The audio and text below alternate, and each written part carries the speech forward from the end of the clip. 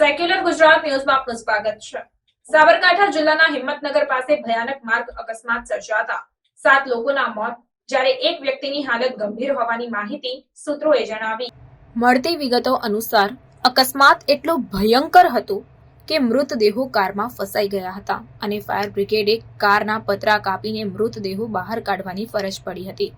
હિંમતનગર સરકારી જીન પાસે ભયાનક અકસ્માત સર્જાયો હોવાની ઘટના અત્યારે સામે આવી છે। મળતી માહિતી મુજબ શામળાજી તરફથી આવી રહેલી કાર ટ્રેલરની પાછળ ઘૂસી જતા આ અકસ્માત સર્જાયો હતો।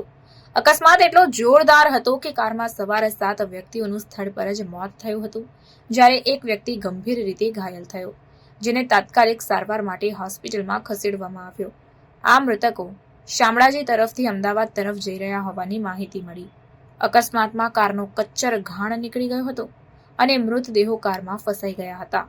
ત્યારે અકસ્માતની જાણ થતાની સાથે જ હિંમતનગર પોલીસ અને ફાયર બ્રિગેડ સ્થળ પર પહોંચ્યા અને તમામ મૃતકો અમદાવાદના હોવાનું પણ જાણવા મળ્યું હતું। ત્યારે આ મામલે ફાયર બ્રિગેડની ટીમ અને પોલીસની ટીમ દ્વારા તમામ મૃતદેહોને બહાર કાઢીને પોસ્ટમોર્ટમ અર્થે ખસેડવાની કાર્યવાહી કરવામાં આવી। Reporter Iqbal Chishti, secular Gujarat news, Modasa.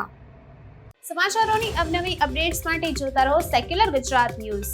સાથે સેક્યુલર ગુજરાત ન્યૂઝ ચેનલને લાઇક, શેર અને સબસ્ક્રાઇબ કરો અને બેલ આઇકોન દબાવીને સમાચારોની ઝડપી માહિતી મેળવો।